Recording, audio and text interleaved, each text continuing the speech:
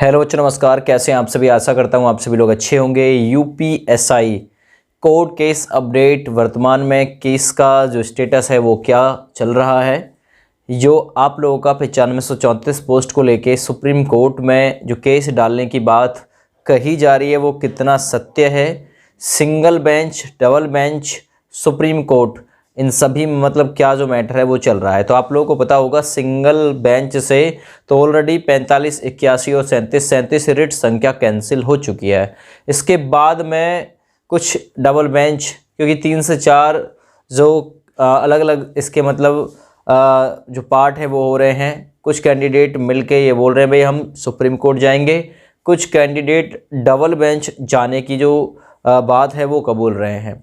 और कुछ ने तो यहाँ तक दावा किया था, आप लोगों को पता भी होगा, यूट्यूब पे मैंने पहले भी इस पे वीडियो बनाई थी कि जो हम लोग सुप्रीम कोर्ट में जो अपनी रिट है वो दाखिल कर चुके हैं और एसएलपी जो है वो भी मिल गई है।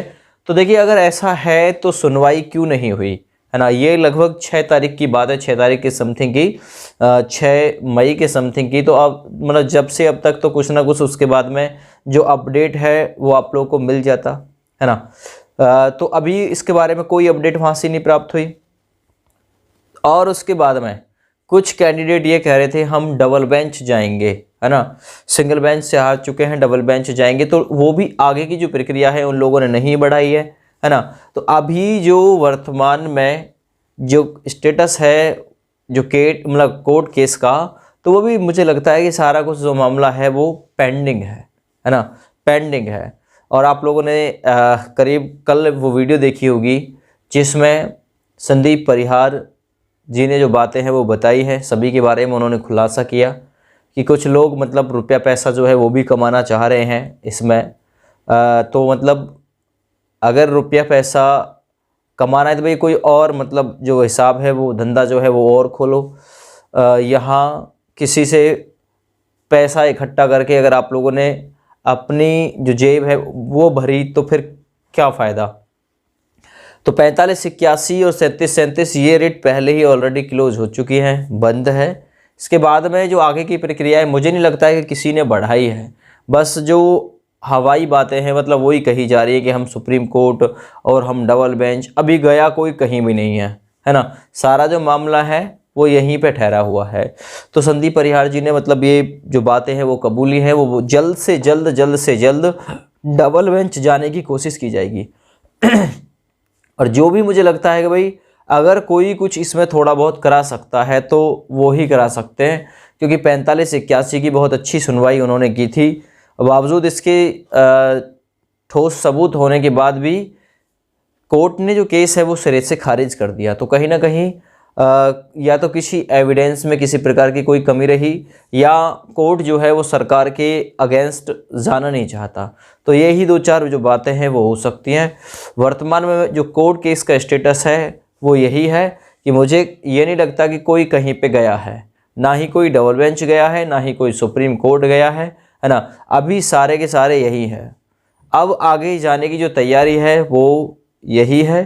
संदीप भाई ने बताया कि भाई जल्द से जल्द हम लोग डबल बेंच जाएंगे तब कुछ हो सकता है।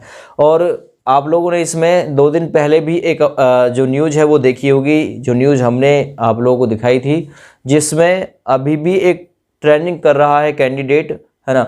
और उसका जो सिलेक्शन है वो किस प्रकार से हुआ उसने अपने स्थान पे सॉल्वर को बैठाया, और लास्ट टाइम जब उसके हस्ताक्षर और उसके जो डॉक्यूमेंट्स का मिलान किया गया तो वो वहाँ मैच नहीं खाया। इसके बाद में उस पर शक हुआ, फिर उसकी जन्म कुंडली खंगाली गई तो पाया गया कि उसने अपने स्थान पे सॉल्वर बैठाया।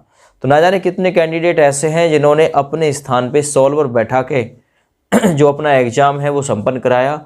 किसी ने स्क्रीन शेयरिंग से, तो किसी ने किसी माध्यम से, किसी ने किसी माध्यम से। तो इसमें एक बड़ी जो नकल है, बड़े स्तर की जो नकल है वो हुई थी, है ना। और 170 से अधिक लोग पकड़े गए, 70 से ज़्यादा एफआईआर की कॉपीज़ हैं।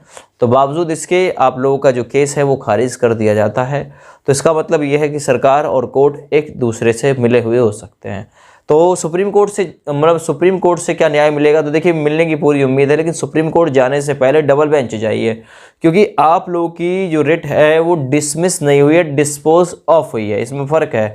डिस्पोज ऑफ का मतलब है जो सिंगल बेंच के जज साहब हैं उन्होंने ये बात कही है कि भाई मैं इस पर निर्णय लेने में सक्षम नहीं हूँ, है ना, मैं इसमें निर्णय लेने में सक्षम नहीं हूँ, तो आप लोग डबल बेंच होके आइए, तब देखा जाएगा। इसके बाद में अगर यहाँ से भी कोई दिक्कत बनती है तब सुप्रीम कोर्ट का रास्ता है। डायरेक्टली सुप्रीम कोर्ट जाओगे थोड़ा दिक्कत वाली बात है, डबल बेंच होके तब सुप्रीम कोर्ट जाओ, थोड़ा सा अच्छा रहेगा, है ना। और ये आप लोगों ने देखा बताया था कि भाई हमने सुप्रीम कोर्ट में PIL दाखिल कर दिया है ना, SLP मिल गई है, तो उसके बाद में फिर सुनवाई क्यों नहीं हुई? सुनवाई हो जानी चाहिए थी। लगभग 45 दिन के समथिंग में आप लोगों का जो केस है 37 और 45 दिन के आसपास का समय हो गया उसको डिस्पोज ऑफ हुए। उसके बाद में कोई कहीं नहीं गया, सारा कुछ मामला जो है वो यही है। अब जाने की तैयारी चल रही है और जैसे ही कोई और अपडेट मिलेगी आप लोगों तक पहुंचा दी जाएगी। फिलहाल जय हिंद।